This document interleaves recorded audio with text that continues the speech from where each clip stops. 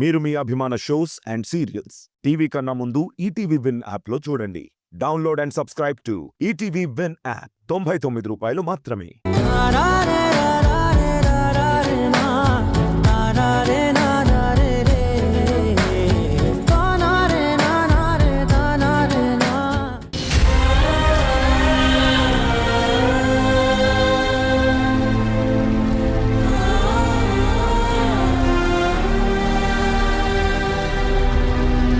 శ్రీకర్, చెప్తారా? నీతో ఒక విషయం చెప్పాలి. నేను కూడా నీకు విషయం చెప్పాలనుకుంటున్నాను. నాకు ఇప్పుడే తెలిసింది, గోపి సృజనకి పెళ్లికి ముహూర్తాలు పెడుతున్నారట. తెలుసు, సృజన నాకు మెసేజ్ చేసింది. మామయ్య కూడా నాకు ఇప్పుడే ఫోన్ చేశారు. ప్రేమించుకున్న వాళ్ళిద్దరూ పెళ్లి పీటలు ఎక్కబోతున్నారు. అది ఆనందమే కదా. నేను ప్రేమించిన మనిషికి ఇంకెవడో తాళి కడతాడు అంటే అది నాకు ఆనందం ఎలా అవుతుంది? ఈ మాట నేను బయటకు చెప్పలేను, ఆ పెళ్లిని అంగీకరించలేను. ఏంటి శ్రీకర్ అలా ఉన్నావు?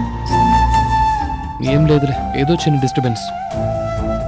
ఇంతకీ నాకేం చెప్పాలనుకున్నావు? ఏంటి తారా ఇది? నా రెసిగ్నేషన్ లెటర్. ఏం మాట్లాడుతున్నావు తారా? నువ్వు జాబ్ రిజైన్ చేయడం ఏంటి? ఈ దేశం నుంచి వెళ్ళిపోవాలని నిర్ణయించుకున్నాను. మరి ఇక్కడ జాబ్ ఎలా చేస్తాను? ఏంటి, వెళ్ళిపోతున్నావా? ఎక్కడికి? వికాస్ గారు నన్ను సింగపూర్ తీసుకువెళ్ళిపోతానంటున్నారు. తను అక్కడ, నేను ఇక్కడ ఉండటం ఎందుకు? మన అందరం అక్కడే ఉందామన్నారు. బాబును చూసుకుంటూ నేను కూడా అక్కడ ఏదైనా ఉద్యోగం వెతుక్కుంటాను. అందుకే ఇక్కడ జాబ్కి రిజైన్ చేస్తున్నాను. అసలు ఏది ఊహకు అందందే జరుగుతోంది. ఎక్కడ చూసిన ట్విస్ట్ల మీద ట్విస్ట్లు వస్తూనే ఉన్నాయి. ఇప్పుడు నువ్వు రిజైన్ చేస్తున్నావంటే ఇప్పటికి నాకు నమ్మబుద్ధి కావట్లేదు. మనం నమ్మలేనంత మాత్రాన నిజాలు అబద్ధాలు కావు. నేనిప్పుడు రిజైన్ చేసి వెళ్ళిపోతున్నాను అంటే సృజన బాధపడుతుంది. తను ఫీల్ అయితే నేను తట్టుకోలేను. అందుకే ఈ లెటర్ని నేను తనకి ఇవ్వలేను. కాబట్టి నా తరపున నువ్వే ఇచ్చేయి. మేము శాశ్వతంగా వెళ్ళిపోతున్నాము, ఇంకెప్పటికీ రాము అని చెప్పు. అది కాతారా, అయినా ఇంత సడన్ గా వెళ్ళిపోవడం ఏంటి?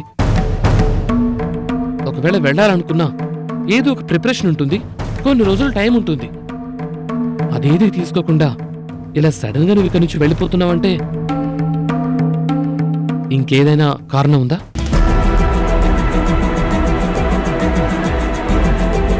బాబుని చూసుకునే బాధ్యత నా మీద ఉంది. అందుకే వికాస్ గారికి దగ్గరగా నేను కూడా సింగపూర్ వెళ్ళిపోవాలని నిర్ణయించుకున్నాను. అదే అందరం అక్కడే ఉంటే ఇక్కడ ఉన్నవాళ్ళు కూడా హ్యాపీగా ఉంటారు. అక్కడ మేము ఏదో అలా ఉంటాము. ఎప్పటికైనా వెళ్ళిపోవాలన్నది నిజమైనప్పుడు ఎప్పుడైతే ఏముంది?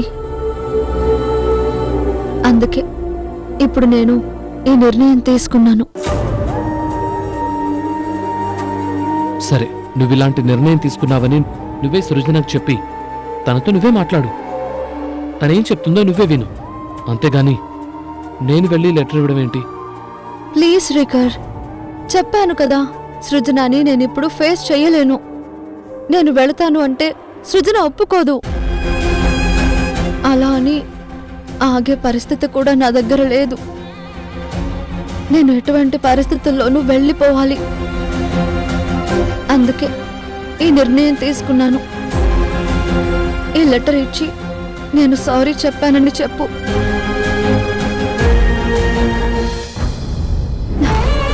తారా,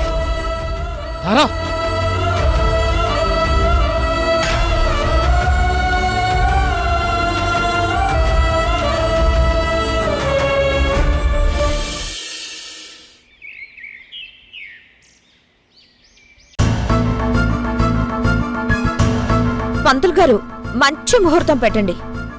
అది ఎంత గొప్పగా ఉండాలంటే వీళ్ళ జంటను చూసి అందరూ ఈర్ష్యపడేలా ఉండాలి. వీళ్ళు మాత్రం ఎప్పటికీ సంతోషంగా ఉండాలి.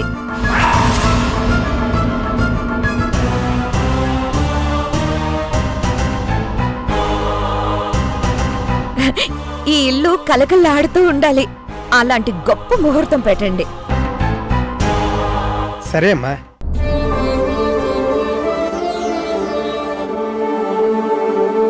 అలాగే పిల్లలకి వేసవి సెలవులు ఇచ్చినట్టు చాలా సమయం ఇస్తారు. మీరు మాత్రం చక్కటి ముహూర్తం పెట్టండి. ముహూర్తం పెట్టడానికి 1 గంట సమయం సరిపోతుంది. వేసవి సెలవులంటే కనీసం 1 రోజులు ఉంటాయి. అన్ని రోజులు ఆయన మన ఇంట్లో ఉండటం బాగుండదేమో. ఇలా ప్రతిదానికి వంక పెట్టారంటే ఏదో రోజు కళ్ళలో కారం కొడతాను. దెబ్బకి కిడ్నీలు పోతాయి. ఒసే నీ మొహం మండ. కళ్ళల్లో కారం కొడితే కళ్ళు మండుతాయి గాని కిడ్నీలు పోవడం ఏంటే? మావయ్య, మీ ఇద్దరి పరాచకాలు కాసేపు ఆపుతారా? ఇక్కడ ముహూర్తాలు పెడుతున్నారు కదా, పంతులు గారిని డిస్టర్బ్ చేయకండి.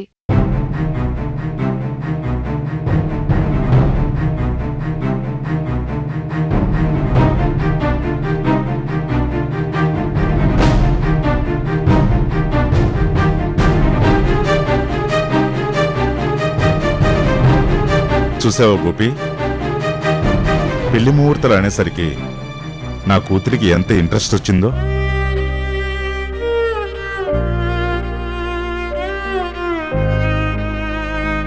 వీళ్ళిద్దరూ ఎంత తొందరగా ఒక్కటవుతారో ఈ జంటను చూడాలని నాకు చాలా కోరికగా ఉంది.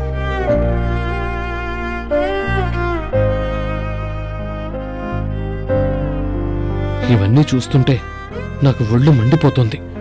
అయినా మేనల్లుని అల్లుడు చేసుకోవాలని ఆలోచించాలి గాని ఈ గోపి చేసుకోవడం ఏంటో దీన్నెలా ఆపాలో కూడా అర్థం కావటం లేదు.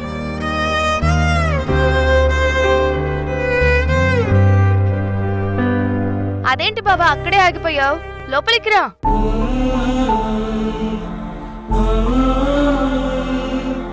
రాజశేఖర్,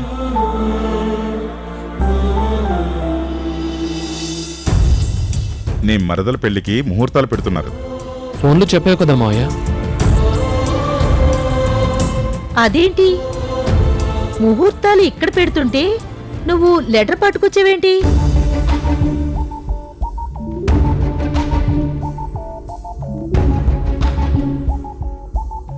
అంటే నువ్వు కూడా ఇంకో ముహూర్తం పెట్టించుకుని వచ్చావా? అది కాదండి. మరి అదేంటో మీరే చెప్పండి. జోక్ కాదు సృజన. ఈ లెటర్ ఏంటో తెలుసా? తార తన జాబ్కి రిజైన్ చేసింది. తార తన జాబ్కి రిజైన్ చేసింది. తార తన జాబ్కి రిజైన్ చేసింది.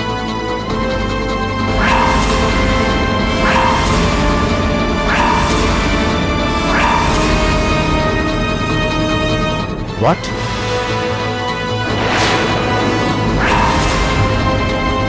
ఇదే రిజిగ్నేషన్ లెటర్ నీకిమ్మంది.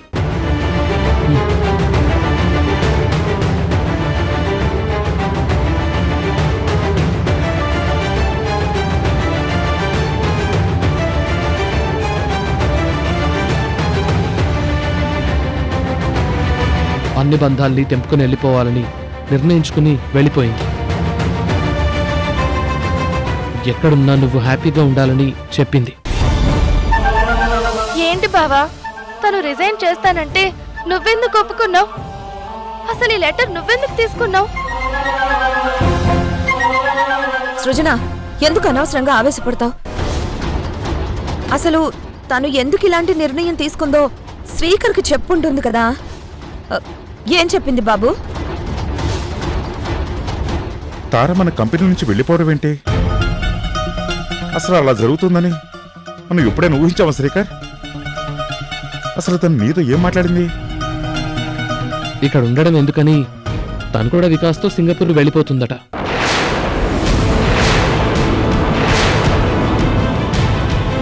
అక్కడే ఏదైనా జాబ్ చూసుకుని వాళ్ళంతా హ్యాపీగా ఉంటామని చెప్పింది.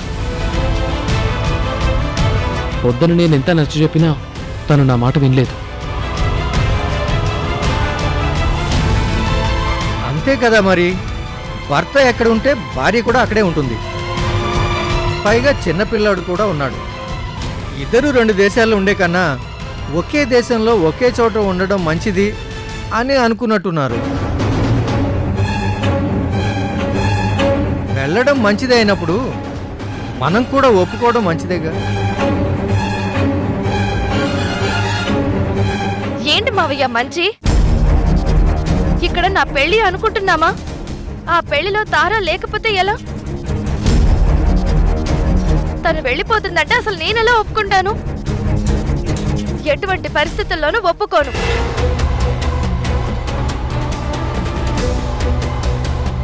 చాలా రోజుల తర్వాత వికాస్ వచ్చాడు కదా, వాళ్ళని డిస్టర్బ్ చేయటం ఎందుకని ఈరోజు తనని పిలవలేదు. శ్రీకర్కి మాత్రమే ఫోన్ చేశాను. గోపి నాతోరా. అమ్మా సృజన, సృజన, పెళ్లికి ముహూర్తాలు పెడుతూ ఉంటే నువ్వు ఇలా వెళ్ళకూడదమ్మా. ముహూర్తం పంతులు గారు పెడుతున్నారు కదా, సృజన వెళితే ఏం కాదు. తార వెళ్ళిపోతాను అంటే సృజన భరించలేదు, అందుకే మాట్లాడడానికి వెళ్తోంది. వెళ్ళనివ్వండి. గోపి రా.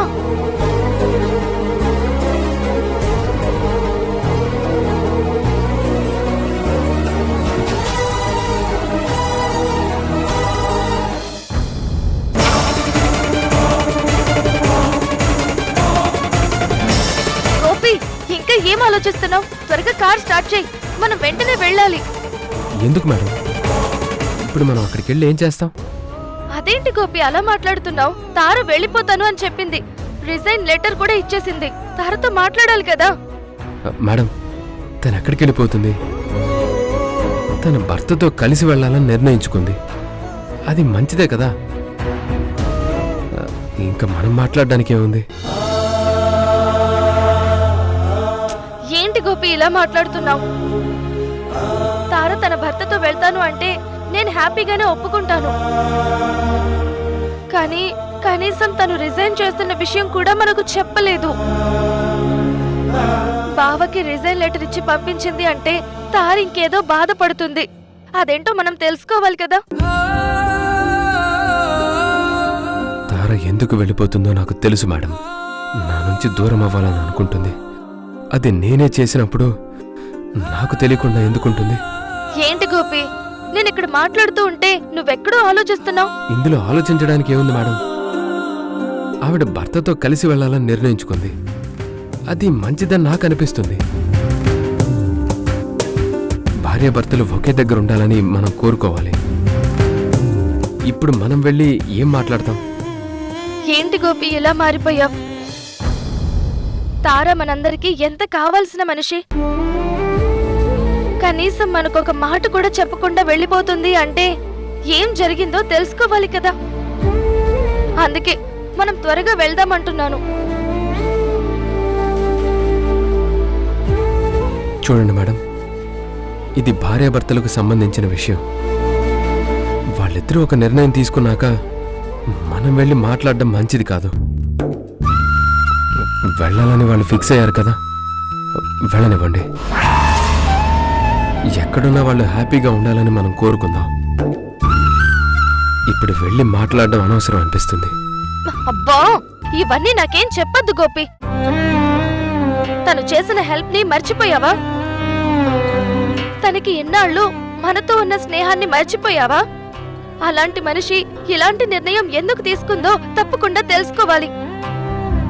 అదే కాక మన పెళ్లి అనుకున్నప్పుడు తనిక్కడ లేకుండా వెళ్ళిపోతాను అంటే నేను అసలు ఎలా ఊరుకుంటాను?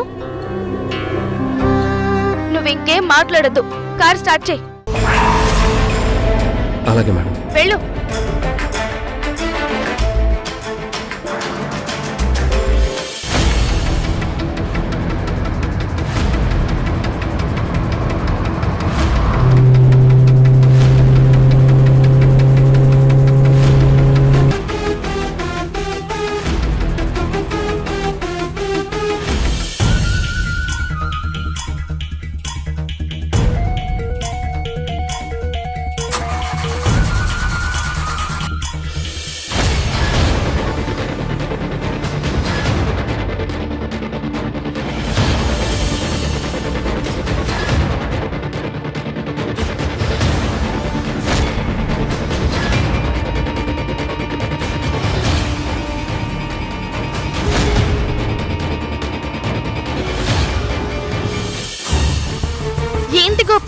ఏమైంది? నేనే కాదండి, ఈ కార్ కూడా నా మాటకే విలువిస్తుంది చూడండి. వెళ్దాం అనుకుంటే స్టార్ట్ అవ్వటం లేదు. సరే అయితే నేను వెంటనే క్యాబ్ బుక్ చేస్తాను, క్యాబ్లో వెళ్దాం. ఆపాలని ఎంత ప్రయత్నిస్తున్నా ఈవిడ వెళ్ళాలని డిసైడ్ అయినట్టుంది. వాళ్ళు ఎయిర్పోర్ట్కి వెళ్ళిపోయే వరకు అక్కడికి వెళ్లకుండా ఆపాలి. మేడం, మీరు కార్ బుక్ చేయనక్కర్లేదు, కారు స్టార్ట్ అయింది. త్వరగా వెళ్దాం.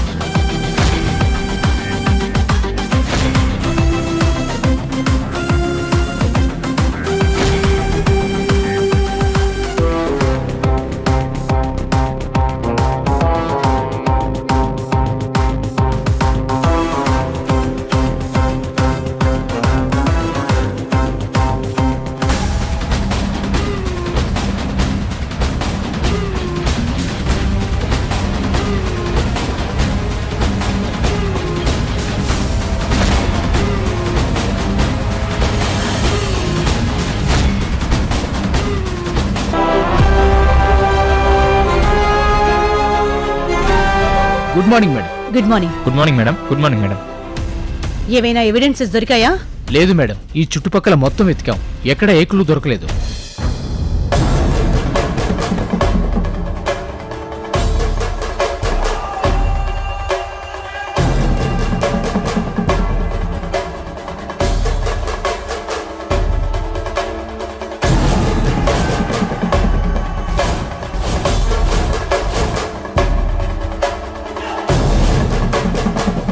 మొత్తం చూసారంటే అక్కడ కూడా చెక్ చేశారా? అదేంటి మేడం, బాడీ ఇక్కడుంది కదా. దీనికి 100 ఫీట్ సరౌండ్స్ లో మొత్తం చెక్ చేశాం, ఎక్కడ ఏ క్లూ కనిపించలేదు. ఈడియట్స్! ఇంత తెలివి తక్కువగా ఆలోచించేవాళ్ళు అసలు మీరు డిపార్ట్మెంట్లో ఎలా ఉన్నారు? ఇది కొండ ప్రాంతం, పైనుంచి తోసినా దొర్లుకుంటూ వచ్చి ఇక్కడ పడతారు. ఇక్కడ పడితే ఈ చుట్టుపక్కల ఎవిడెన్స్ ఎలా దొరుకుతాయి? చెక్ చేయవలసింది టాప్ టు బాటం మొత్తాన్ని. ఎక్కడో ఒక దగ్గర ఆధారాలు దొరుకుతాయి కదా. అదేంటి మేడం, ఇంత పెద్ద కొండ మొత్తాన్ని ఎలా చెక్ చేస్తాం? ఇన్వెస్టిగేషన్ అనేది నీ ఇంట్లో కూర్చొని చేసేది కాదు. లొకేషన్ ఎలా ఉన్నా, పరిస్థితులు ఎలాంటివైనా ఎంక్వైరీ చేయడాన్ని ప్రాపర్ ఇన్వెస్టిగేషన్ అంటారు. అలా చేస్తేనే ఎంత మేధావైనా, ఎంత ప్రొఫెషనల్ కిల్లర్ అయినా తప్పించుకోకుండా దొరుకుతాడు. ప్లాన్ వేసి చంపినా, ప్రమాదంలో చనిపోయినా ఏదో ఒక క్లూ దొరుకుతుంది. ఆ ఒక్క క్లూ చాలు వాడు నా చేతిలో చావడానికి. కమాన్. Okay madam.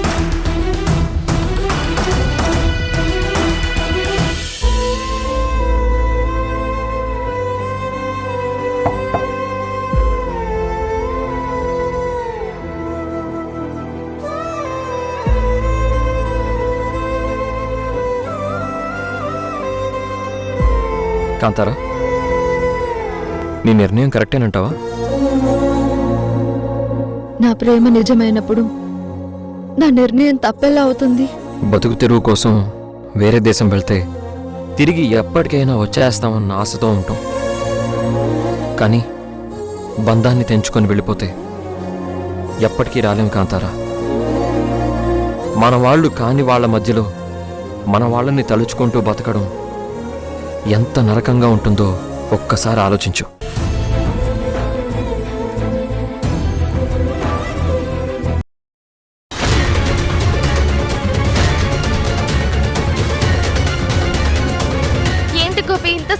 వస్తున్నావు? ఫాస్ట్గా పోనీ.